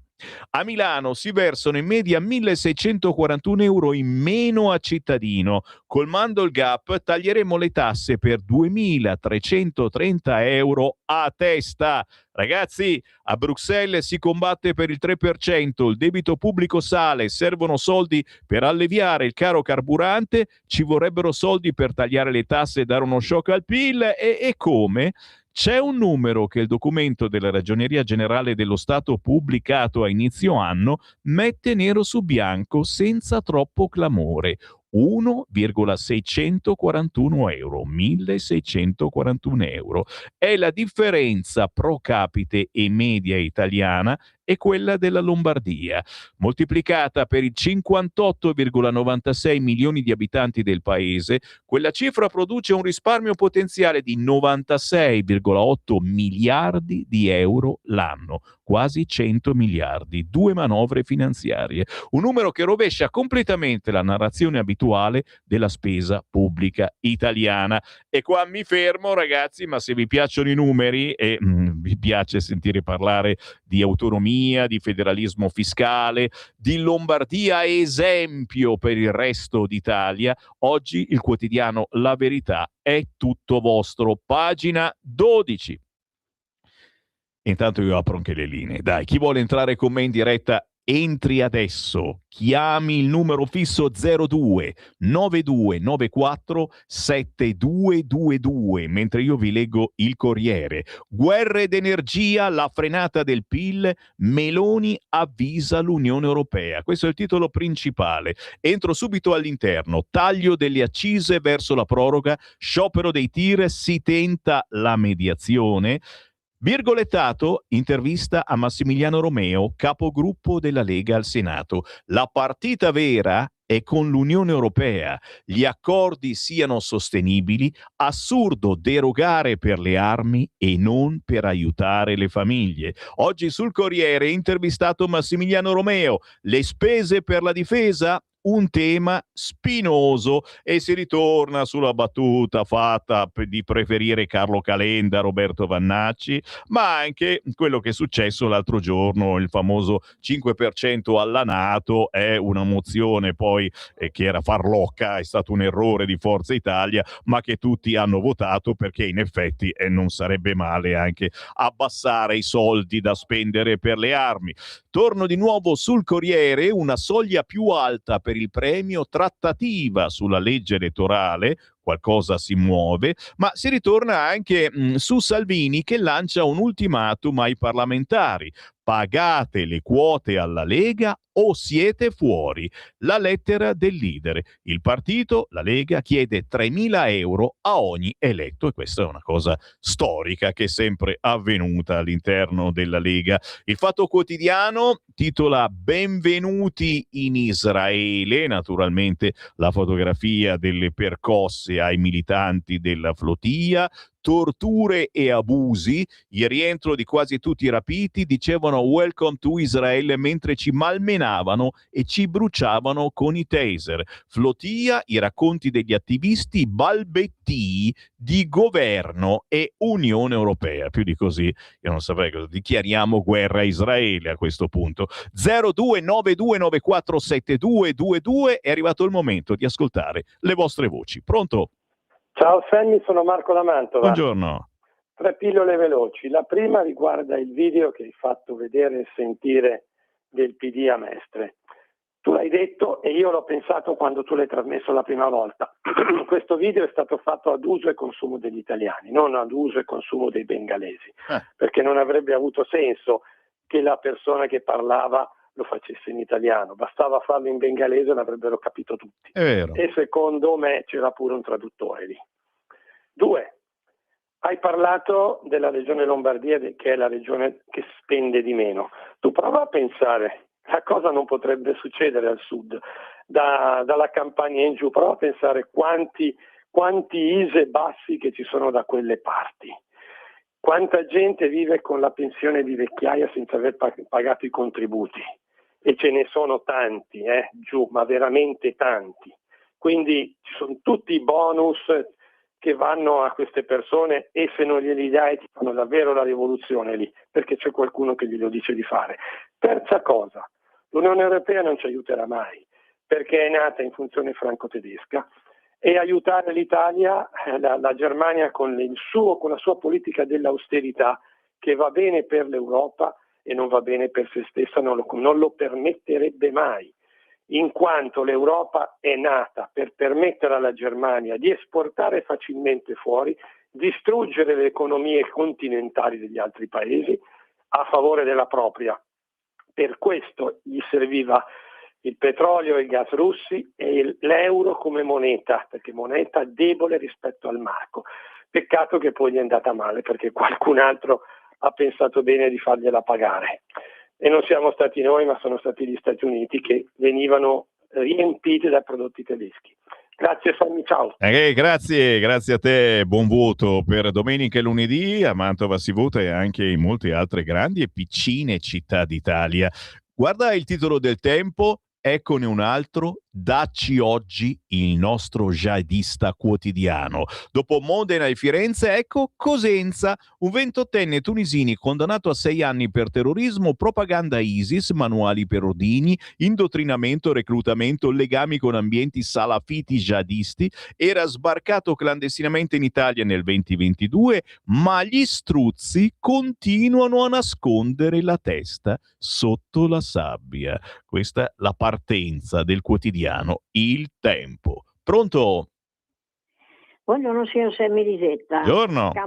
Cambio argomento e vado indietro di qualche giorno, cioè la lezione di Alex Zanardi, signor Sammy, è di amare la vita. E allora Zanardi non è stato secondo me soltanto un grande campione, ma un uomo che ha saputo trasformare il dolore in forza, le cadute in ripartenze, sempre secondo me, le ferite in insegnamenti di vita, come tutti noi diversamente abili. Ci ha insegnato, signor Sammy, che la dignità di una persona non si misura da ciò che perde, ma da come sceglie di rialzarsi. Credo che il più grande insegnamento che ci ha lasciato sia che la vita va amata sempre, anche quando diventa dura, ingiusta o piena di ostacoli. E forse proprio nei momenti più difficili possiamo scoprire la parte migliore di noi stessi. Io la saluto e buon fine settimana anche a lei. Grazie per questo bellissimo ricordo. E per la serie sul quotidiano Il Tempo, dacci oggi il nostro jihadista quotidiano. Giovani emarginati arrabbiati, così reclutano i terroristi. A Modena, indagini sul disagio privato di Salim trasformato in una missione, e a Firenze si cercano i contatti social del 15enne tunisino arrestato. La Lega intanto prepara la proposta di legge. Salvini, revoca della cittadinanza a chi commette reati gravi. Per quanto riguarda la strage di Modena, aspettiamo ancora gli inquirenti ci dicano tutto quello che è successo. Lo ha detto il premier e vice ministro e ministro delle infrastrutture e dei trasporti Matteo Salvini in visita a Marsala in occasione della chiusura della campagna elettorale di Giulia Adamo, ex presidente della provincia di Trapani e deputata regionale, ora ricandidata a sindaco. I tecnici della Lega sono al lavoro per definire proposte di legge per arrivare alla revoca del permesso di soggiorno e anche della cittadinanza in caso della commissione, in caso vengano commessi reati gravi. Siete d'accordo su questa cosa? Me lo potete dire anche tramite WhatsApp scrivendo al 340 6709 659. Intanto Salim, l'italianissimo, era pieno di cose scritte in arabo nella sua casa. Il cortocircuito dei giornaloni, scrive Matteo Cassol oggi sul quotidiano Il Tempo. La sinistra cambia gli scenari a proprio comodo, ma è sempre colpa degli italiani autoctoni e naturalmente anche dei fascisti. Pronto? Ciao Sammy, sono Walter. Buona. Ciao Sammy, in questi giorni, sono anni, si parla sempre del problema di questi immigrati che creano problemi, ma va bene, il problema lo vediamo tutti. Secondo me politicamente avrebbe un grandissimo peso continuare, quasi come se fosse un mantra, a evidenziare il costo di queste immigrazioni, il costo di quelli minorenni, tra virgolette, che sono sostenuti totalmente, il costo del sostegno a tutte queste famiglie di immigrati, il costo del sostegno a tutte queste donne velate, che non ce n'è una che lavora, suppongo. Ma non evidenzia nessuno questo. Continuiamo a parlare come si dice, è come se avessimo una perdita in casa e mettiamo un secchio sotto una perdita. In realtà dovremmo andare a chiudere a monte la tubatura e risolvere il problema a monte. Questo bisogna sollecitare l'opinione pubblica non sulla paura e sul problema, ma su quanto ci costano. Tu prima hai detto della regione Lombardia quanti soldi costa meno del resto d'Italia, però non me ne frega niente nessuno, ma non perché non viene evidenziata questa cosa. Invece dovrebbe essere evidenziata. Ora andrebbero messi, ci sono, mi sembra a Times Square, un cartellone luminoso col numero delle persone, degli esseri umani sulla Terra. Ecco, bisognerebbe mettere a Milano, Roma, il costo di questi immigrati quotidiano, 2 miliardi, 3 miliardi, cioè mettere ogni minuto di quanto ci costano. Allora l'opinione pubblica sarebbe sicuramente stimolata a reagire. Se invece noi evidenziamo solo la paura, l'opinione pubblica, le persone cosa fanno? Tendono a chiudersi. Cioè dare una motivazione, ecco questo, una motivazione forte perché la gente richieda il cambiamento, non solo a parole. Grazie. Grazie. Mi ricorda una frase di Umberto Bossi, ce l'ho ancora nel computer, dopo magari la vado a ripigliare, che parlava appunto di quanto costano mantenere questi immigrati. Siamo ancora sul tempo, intanto le linee sono libere in questo momento. Chi vuole entrare in onda può chiamare al volo il numero fisso 02 9294 7222. Pagina 4 del Tempo, interessante l'intervista all'esperto di estremismo Giovanni Giacalone, che dice: c'è un legame tra il risveglio del terrorismo e l'immigrazione. Questo esperto di estremismo analizza la situazione italiana dopo i fatti di Modena e gli arresti a Firenze e Cosenza. Non sminuire questi casi, ma chiamarli con il proprio nome. C'è un pattern chiaro che accomuna molti attacchi terroristici e quello di Modena lo rispetta in pieno. Il terrorismo è molto diverso dal passato. Oggi abbiamo soggetti che si autoattivano con la propaganda. Nel 2014 l'ISIS, tramite un audiomessaggio, incoraggiò singoli soggetti ad agire con auto e coltelli. Leggi questo articolo e ti passa la voglia di uscire di casa, ma è tutto vero, signori, purtroppo sì. 0292947222. Pronto? Pronto? Buongiorno. Ciao, Semi, sono Albino, ciao. Ascolta una cosa, adesso non voglio entrare nelle polemiche Vannacci sì, Vannacci no e compagnia cantante, però a questo punto c'è adesso fuori la storia dei motorini, dei monopattini, perché dal 16 maggio dovrebbero avere targhe, eccetera. Allora, gli operatori del settore hanno già detto che attualmente non possono fare nulla, perché? Perché i monopattini sono condotti per la maggiore da extracomunitari, senza documenti, quindi ogni volta che tu lo fermi devi fare gli accertamenti, fare un'altra ricerca, ci perdi mezza giornata e non serve a niente. C'è una maniera, per poter eliminare questo, la confisca, attenzione, non il sequestro, perché il sequestro poi li devi restituire, la confisca, il mezzo non è a posto, benissimo, in 2 sul monopattino, confiscato, superi i 20 all'ora, 30, quanto diavolo è, confiscato e non glielo dai più indietro, vedi che le cose le risolvono. Così la storia monopattini, che penso sia un regalo ovviamente dei 5 Stelle, penso, a questo punto qua non cambierà niente. Io sono in Torino, adesso sono in giro in città in macchina, sto vedendo gente, ma proprio senza casco, non ne frega niente a nessuno. Quindi o leggi drastiche, pesanti, però poi mi si dice, ma poi c'è la magistratura, ma non voglio dire parolacce, ma santa Madonna, ma è mai possibile che non c'è la possibilità a questa magistratura di allinearla? D'accordo, i deficienti hanno votato no, è vero, e lo stiamo pagando, però ad un certo punto qualcosa facciano. In Italia non comanda la magistratura, in Italia c'è un Parlamento che è sovrano, ma sovrano di chi? Di mia nonna? Okay. Grazie caro, sei stato chiarissimo. La Stampa scrive abusati dagli israeliani, parlando della flotilla, ma subito a pagina 14 si ritorna su Vannacci and Company, più da Fratelli d'Italia che dalla Lega. La campagna acquisti del generale Vannacci. Dopo Ravetto cresce l'adesione di esponenti di destra a Futuro Nazionale, il boom nei territori, ma ci sono anche altri parlamentari pronti al cambio. In taglio basso, però, la Stampa intervista il politologo Carlo Galli che dice: Vannacci è favorito dal disagio sociale, farà perdere le elezioni alla coalizione. 0292947222. Pronto? Pronto? Buongiorno. Pronto? Sì. Sto pronto, guarda. Allora, io non so neanche più come parlare. Cioè, intanto, Sammy, sei sempre grandissimo. Grazie. Continua così, guarda, sempre con la tua vena, questa tua ironia, questa tua capacità, guarda, sei fantastico. Vai avanti così, ecco, questo è importante. Ma io, guarda, tu sai, no, io intervengo, urlo, do un messaggio forte, perché bisogna scuotere, come dire, no, la gente, no? Quando vedo il nostro ministro Salvini, no, il segretario, no, lo vedo in mezzo alla gente a fare i banchetti, io dico, penso sempre a quella Lega. Per me, lui è sempre stato coerente.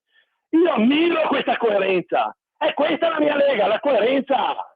E qua saltano di qua in pasca, uno va di qua, va di là, saltano di qua. Ma scusa, ma restate coerenti con la vostra vita, con le vostre scelte.